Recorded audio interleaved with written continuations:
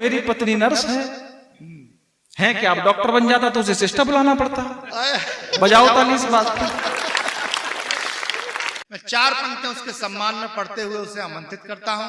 पढ़ता हूं कि सर झुकाओगे तो पत्थर देवता हो जाएगा, इतना मत चाहो उसे वो बेवफा हो जाएगा। हम भी दरिया हैं, हमें अपना हुनर मालूम है, जिस तरफ भी चल पड़ेंगे रास्ता हो जाएगा। ये रास्ता बनाने वाला कवि है। मतलब मेरे आते ऐसे खामोश हो गए जैसे मैं कभी नहीं हूं, कोरोना की चौथी लहर लेके आ रहा हूं।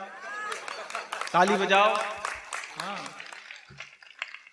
देखो मेरे आते जो मच्छर भी आ गए सुनने। हाँ इनको पता है आगरा का कवि आया है, लेकिन आप बिल्कुल टेंशन मत लो। भाई साहब बार बार कह रहे थे आगरा से आया है, आगरा से आया है। अब मैं बिल्कुल ठीक हो गया हूं। नहीं ऐसा मैं मानता हूं। डॉक्टर साहब बैठे हैं, उनको प्रणाम करता हूं। आप आदरणीय सुधीजनों को प्रणाम करता हूं, मंच को प्रणाम करता हूं। गांव में पहली बार आया हूं, प्रारंभ होता हूं। घंटन दबाए हते माथे ते लगाए हते, धूर सने अम्मा के पांव कैसे भूल जाएं। पांव कैसे भूल जाए। वाह वाह। घंटन दबाए हते माथे ते लगाए हते, धूर सने अम्मा के पांव कैसे भूल जाएं। लबो और संटिया जा खेल खेल बड़े भय, नीम और पीपरा की छांव कैसे भूल जाएं। बहुत बढ़िया।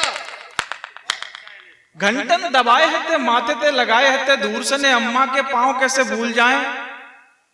लबो और संटिया जा खेल खेल बड़े भय, नीम और पीपरा की छांव कैसे भूल जाए। एक ही दाव में उठाए के पटक देते पहलवानी बारे, सबरे दाव कैसे भूल जाए।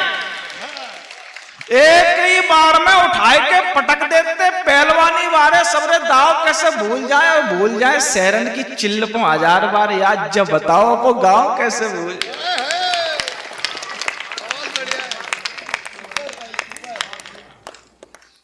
सूर्य समान प्रचंड है तेज और चंद्रमा के जैसी शीतलता है।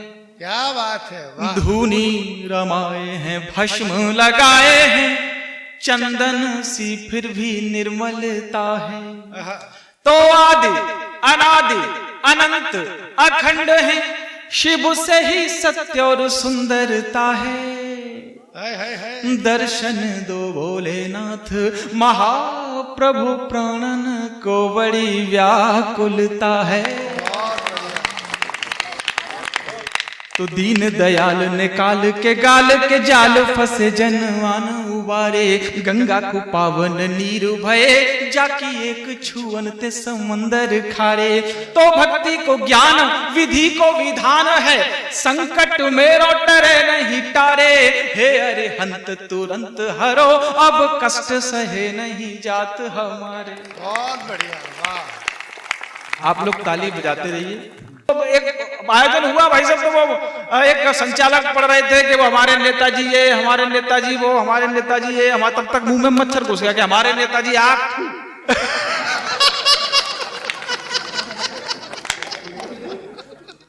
हाँ तो मैं पुलिस में जाना चाहता था सर।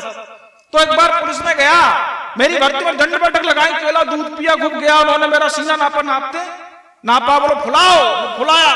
बोलो क्या कर सकते हो देश के लिए। मैंने कि जान दे सकते हैं देश के लिए।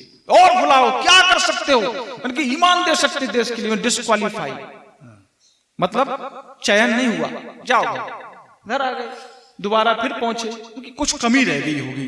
और बुलाया और गए, फिर फीता लगाया। बोला क्या कर सकते हो देश के लिए। हमें जान दे सकते हैं, मान दे सकते हैं, ईमान दे सकते हैं कि और क्या कर सकते हो। मैंने और बताओ जो कर सकते हैं। वो डिस्क्वालीफाई। फिर आ गए।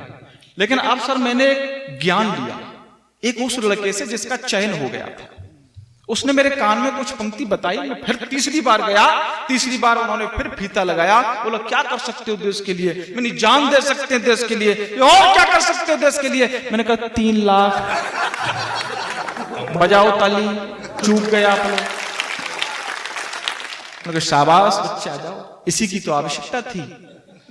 डॉक्टर साहब बैठे, डॉक्टर साहब को प्रणाम करता हूं। मनोज भैया मैं भी डॉक्टर बन सकता था, कोई बहुत बड़ी बात नहीं होती डॉक्टर बनना। मैं सही बता रहा हूं, कोई बहुत बड़ी बात नहीं होती डॉक्टर बनने के लिए। आप भी मानेंगे डॉक्टर बनने के लिए 2 योग्यताएं आवश्यक होती हैं डॉक्टर साहब। पहली योग्यता यह कि आपका खुद का राइटिंग आपकी खुद की समझ में नहीं आना चाहिए। आप जो लिखते हैं फिर उससे केमिस्ट्री समझे मेडिकल वाला के मैंने तो अब तू भी, तो मेरा राइटिंग ऐसा ही है। और दूसरी और सबसे महत्वपूर्ण योग्यता है भाई साहब के आदमी पे इंटर में फिजिक्स केमिस्ट्री बायोलॉजी हो अथवा नहीं हो, आदमी देखने में स्मार्ट होना चाहिए डॉक्टर साहब की तरह। मैं हूं, अच्छा मैं फिर भी डॉक्टर नहीं बना। कारण बहुत बड़ा है। कारण यह है कि मेरी पत्नी नर्स है कि आप डॉक्टर बन जाता तो उसे सिस्टर बुलाना पड़ता। बजाओ ताली इस बात पर, मैं बजवाता रहूंगा, चिंता मत। डॉक्टर साहब बहुत बढ़िया है, इटावा के डॉक्टर है। हमारे आगरा के डॉक्टरों को आप लोग जानते होंगे, आगरा को कहा जाता है डॉक्टरों की मंडी। तो साहब एक बार मेरे पेट में हुआ दर्द, मैं प्रारंभ हो रहा हूं, मेरे पेट में हुआ दर्द मनोज भाई साहब, डॉक्टर साहब के पास गया। मेरी मम्मी ने तो पहले कह दिया लला पथरी है, निकलवा लेना। दवाई बता दी, लेकिन मैं डॉक्टर साहब को दिखाऊंगा। मैं डॉक्टर साहब के पास गया, उन्होंने मुझे चेक किया, बोला एक्सरे करवाना पड़ेगा। डॉक्टर साहब ने एक्सरे करवा लिया। एक्सरे में देख के बोलते हैं डॉक्टर साहब मजा नहीं आ रहा यार, अल्ट्रासाउंड और करा के लाओ। मैं जो फिर दोबारा भेज दिया, दोबारा से मैं अल्ट्रासाउंड करा के गया। उन्होंने अल्ट्रासाउंड देखा, बोले कि मजा अब भी नहीं आ रहा, सीटी स्कैन करा के आओ। मैं फिर गया, मैं सीटी स्कैन करा के आया, 5000 रुपए का। डॉक्टर ने देखा, बोले हाँ तुम्हारे पथरी है। मैं डॉक्टर साहब ये तो मेरी मम्मी ने बता दी थी। बोलो क्या ऑपरेशन करना पड़ेगा? नहीं कर दो। डॉक्टर साहब मुझे थिएटर में ले गए, थिएटर में ले गए कि ऑपरेशन कर डाला, पथरी निकाल दी, मुझे घर भेज दिया। 2 दिन बाद मेरे फिर दर्द होने लगा। मैं फिर आया, डॉक्टर साहब ये तो फिर दर्द हो रहा है। डॉक्टर साहब ने वही प्रक्रिया दोबारा चलाई, पहले एक्सरा, फिर अल्ट्रासाउंड, फिर सीटी स्कैन। सीटी स्कैन के बाद देख के कहा अरे यार एक गड़बड़ हो गई। हमने क्या? इसमें कैंची रह गई। मैंने अब दोबारा करना पड़ेगा, फिर दोबारा ऑपरेशन कर दिया, उसमें से कैंची निकाल दी, मुझे फिर घर भेज दिया। दोबारा से फिर आया तो फिर दर्द होने लगा। मैं फिर डॉक्टर साहब के यहाँ गया, लेकिन अब की बार सर मैं सारी चीजें लेके गया, मुझे बार बार भेजेंगे। फिर उन्होंने वो देखा सीटी स्कैन, बोला यार अब की बार फिर गड़बड़ हो गई। अब क्या हो गया कि अब तो इसमें पट्टी और रुई दोनों चीज रह गई। मैंने अब क्या ऑपरेशन करना पड़ेगा। उन्होंने फिर ऑपरेशन किया। मैंने कहा रुक जाओ। मैं बाजार गया, बाजार से चैन लाया। मैंने कहा ये टाके की जगह मेरे चैन लगा दो, जब मर्जी हो खोल लो, चीजें निकाल लो, बंद कर दो, फिर खोल लो, फिर